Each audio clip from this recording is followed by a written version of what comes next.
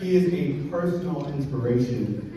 Watching him really inspired me to think about how I inspire other people, or even how I motivate other people. He is an educator and inspirator, 31 years in the classroom.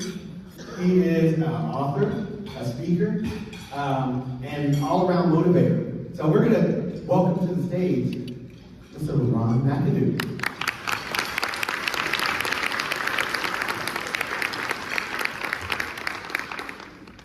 Everybody say, get Mctivated. Get Mctivated.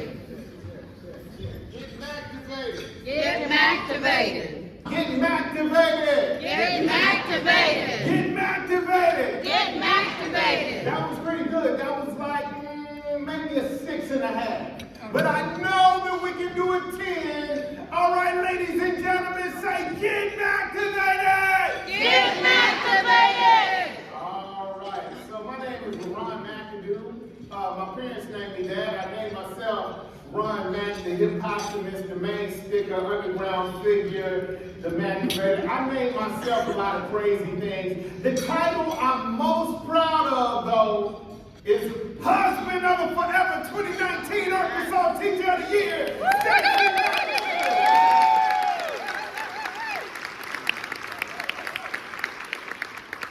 So this is the deal. My wife is a genius. She's intelligent. She has all these cognitive abilities that expand beyond imagination. I had to test her when I met her. I said, I'm going to see if she's really this bright. I gave her a one-question test, y'all. Will you marry me? Brilliant! All right, so that's who I am. Today I'm going to talk about not only do we as teachers have to pour in all this curriculum, all of this information, state standards, the things that we have to relate to our children, not only do we have to pour that in, we also have to pull out of our children the greatness that they have inside of them. Their talents, their abilities, their gifts, their aptitudes, all of those things, we have to pull them out, y'all. That's what we're charged to do. Because that is when they realize they can look in the mirror and recognize they are one-on-one. They are authentic. They are real. They are an individual. We have to do it for each and every one. And so every time I'm in a conference, I think about the young Leron McAdoo, the student Leron McAdoo. Every time I'm at a teacher function and we're gathered or convening together, I say, will we be able to reach that young man, Leron McAdoo? The one who in 3rd grade was illiterate, who couldn't read, the one that they recommended to repeat the 3rd grade. Is everybody going to leave here equipped to deal with the little Leron McAdoo who was in school? Parents came as they gave them this information who were kind of amazed, like, I didn't know that he was in this spot. Now that you told us, we want you to go ahead and move him to the 4th grade because we're going to take care of his deficit. We thought you as a school would take care of his deficit, but you didn't. So I see that I do at home have to take care of the deficit that was left in his educational matriculation through school. I have to take care of it as parents. I wonder and I hope that we leave equipped to deal with that little Leron that's in our room. And so the way my mother did it was she recognized what I had inside of me. The first illustration of 3 of how you not only pour in, but you pull out. She saw that I like comic books, that I like to draw. Now I, at this point, have done a graphic novel. I've self-published 14 comic books. I have worked with independent companies. These are some of my characters mixed with some other characters. I get paid to draw superheroes, y'all. But in the 3rd grade, when you're drawing superheroes, they don't give you any credit on the test for it. I'm in school drawing. I'm killing the pencil and paper. Man, I got muscles connected. I'm making it happen, but my mother said, I'm not going to buy another comic book for you until you can tell me the story. And you just don't know what it did. When I started reading those issues, I started gaining so much because I started to realize this is science fiction. I'm hearing about gamma radiation and radioactive spiders biting people, giving the equivalent of spider strength to a human being, and understanding what that means. And then saying, oh, you got aliens in this, like Superman, someone who came from a totally different planet who gets his power from the sun. Then you have Greek gods like Zeus. Then you have Norse gods like Thor. So I'm getting all of this information from reading comic books in the 3rd grade, 4th grade. I'm learning while I'm reading, and I'm realizing my vocabulary is changing from my peers. But my mother understood how to pull out as well as pour in. As I moved forward, I started to even love language. So now I'm the first ever poet laureate of Little Rock, Arkansas. It's never been done before. When I spoke at UALR's commencement, I looked out in the audience and I said, some of you are the first to ever graduate college. But one thing I learned as the first poet laureate is my job as the first is to make a second, is to make a third, is to make a fourth. I can't just be the lone poet laureate. My job is to make more come after me. It's not good enough that I make it. I have to do more. And then I have books that I've authored, 8 altogether. Here's my last 3. Mctivated Black Boys and Girls, How to Raise and Teach African American Children. Let's Get Mctivated, Poems of Motivation, and the Grow Life Curriculum. With Mctivated Black Boys and Girls, I happen to become an Arkansas best-selling author. This is a 3rd grade student who didn't even like to read, y'all. So as I go through my life, I think about the 6th grade Leron McAdoo. Now, you may have heard about the troubles that preachers' kids get into. The stories are true. So yes, I'm a PK, I'm a preacher's kid. And yes, I got a lot of trouble. So in 6th grade, it was this man, this individual, this person. But he wasn't random. He was my 6th grade teacher, Mr. Drake. He knew that he could pull out and also pour in, because he recognized that I, along with a lot of my companions, were drawn into this new urban underground culture called hip-hop. He knew that we were absorbed by it, that we were fascinated by it, that we gravitated toward it. So he allowed space for people to do what they wanted to do, for them to rap in the classroom. He allowed space. He drew out of us. He pulled out of us the things that we had talents in, the things that we had aptitude in, the things that we had ability in. He pulled them out so that he could use them to pour in. And so, as I involve myself in hip-hop culture and later named myself the HipHoptimist, I remember in around 2010, I came to an event in Jonesboro, and it was called Hip Hop in the Borough. And I won 1st place as Arkansas's best breakdancer. So I was allowed space early on to become an award-winning breakdancer. And then I do choreography as well. I have a venue that opens up its doors for dancers. And also, Mr. Drake put me in my first ever art contest. And I won it. I got to meet the governor. I was living in Kansas City at the time, so it was the governor of Missouri.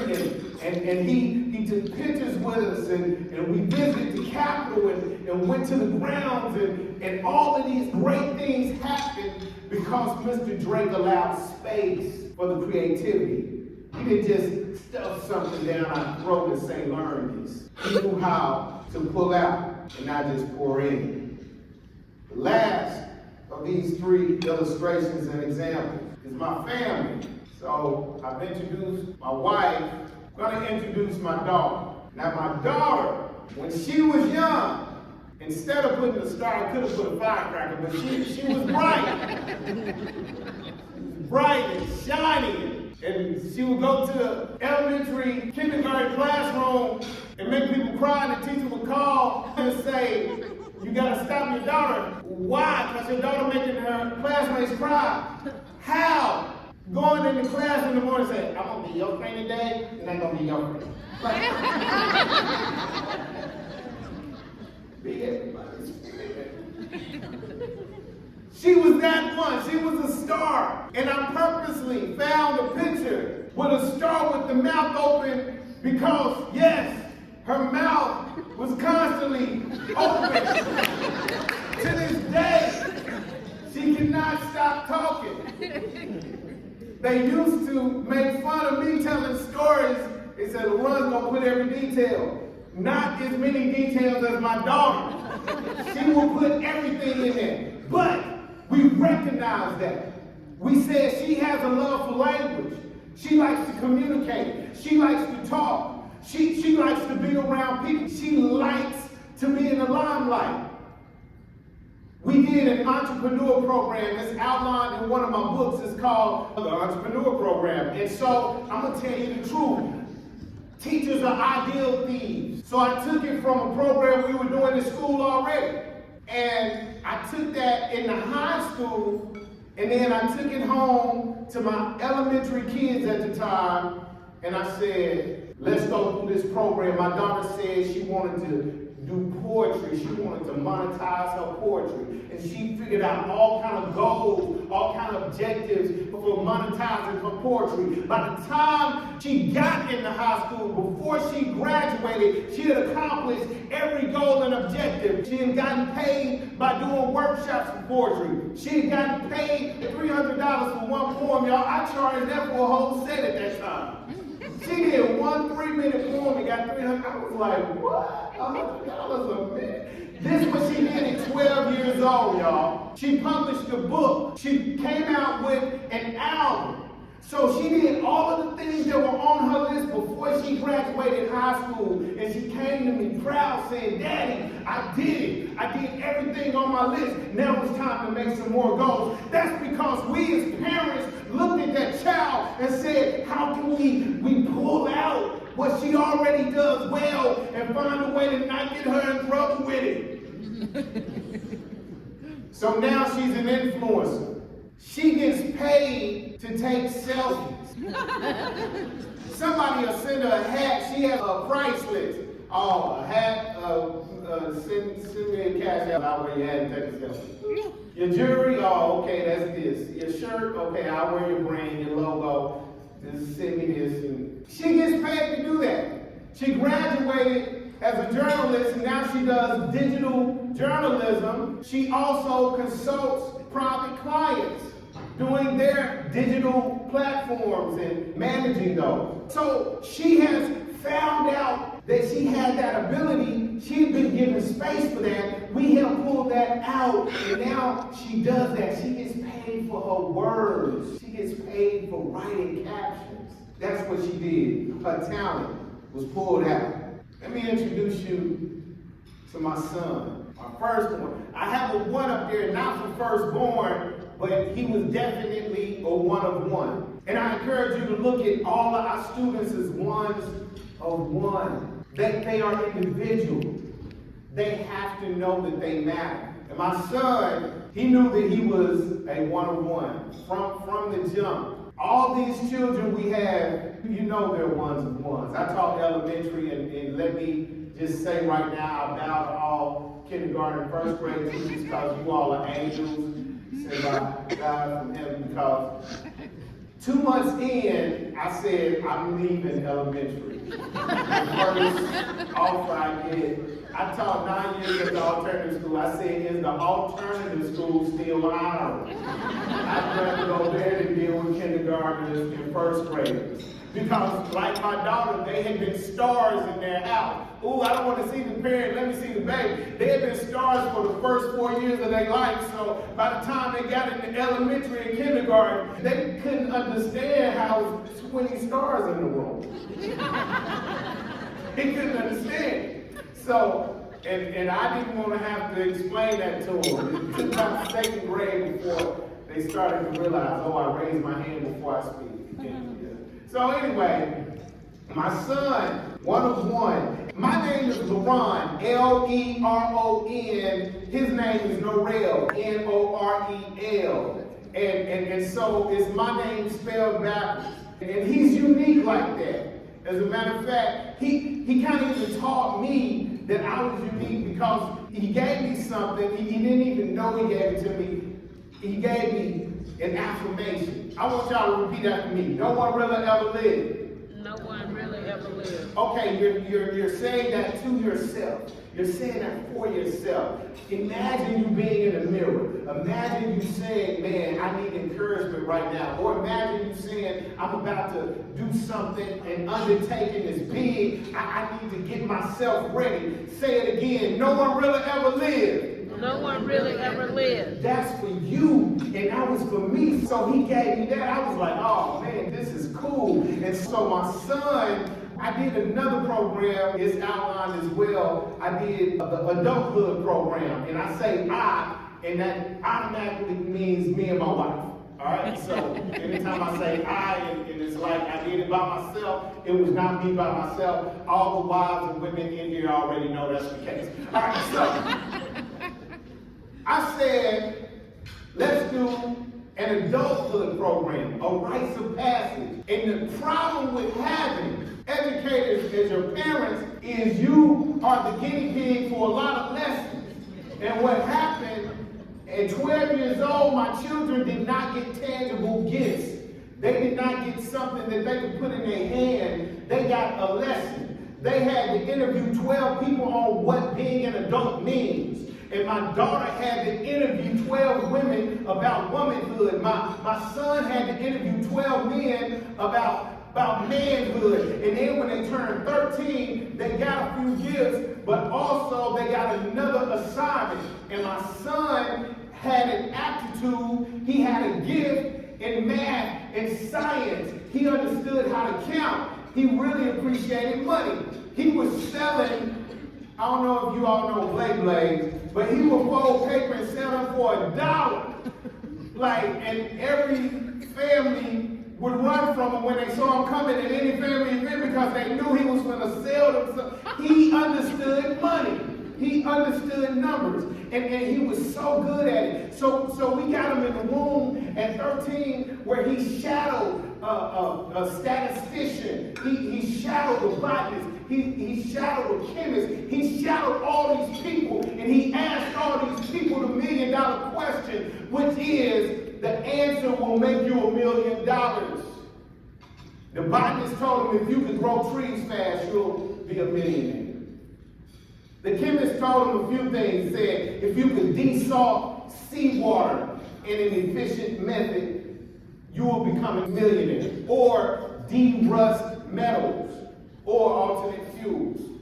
The statistician was somebody at a college. He said, if you could find a way to increase and deal with the retention rate of college students, you will become a millionaire. So he's learning at 13 all the questions you need to ask as a math person, as a science person at 13. So when he graduated, full honors with a 32 on his ACT, full ride to college, graduated from college as a civil engineer, got a job working for the government, making almost as much as me as a teacher. Then it all made sense. We pulled out of him and then put him in places where he could use what he loved, which was math and science. And that's what we have to do. Say no one really ever lived. No one really ever lived. No, you got to convince me. No one really ever lived. No one really ever lived. The same name I gave my son at his birth, he gave me back at his death. My son is no longer here. The only reason I can stand on this stage is because he made me understand that I'm an individual and I'm worth something. We got students in classrooms right now who don't want to stay on this earth, who want to end their life. And no curriculum, no lesson we learn, all the great things that we're going to take from here to apply in our classrooms, that's not going to be the thing that keeps them here. It's going to be them looking in the mirror and being able to realize and know no one really ever lived. It's them saying to themselves, I can find peace in who I am. My wife said my reference is old, but Robin Williams had everything he thought you wanted to make, but he didn't make peace. He didn't know that no one really ever lived. He didn't understand that it was inside of him, not outside of him. It wasn't career, it wasn't making money, it wasn't making fame, it wasn't making connections, it wasn't making a network, it was making peace. It was understanding that you could look in the mirror and say to yourself, about yourself, that no one really ever lived. That's what my son gave me. No one really ever lived. N-O-R-E-L. That's my son's name. He gave it back to me in his day. He told me through his spirit, you can stand, Daddy. I encourage you to encourage your students. Administrators, encourage your staff. You have value, you have reason, you have meaning. What you're really trying to pull out of these children, when you're pulling out their strengths, their aptitudes, their talents, is that sense of self, that sense of identity. Say no one really ever lived. No one really ever lived. My name is Leron McAdoo.